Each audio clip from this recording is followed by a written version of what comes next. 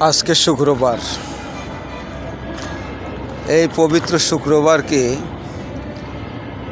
পল্লীবন্ধু এরশাদ তিনি রাষ্ট্রপতি থাকাকালীন অবস্থায় বাংলাদেশে সাপ্তাহিক ছুটি ঘোষণা করেছিলেন। রাষ্ট্রধর্ম ইসলাম করেছেন।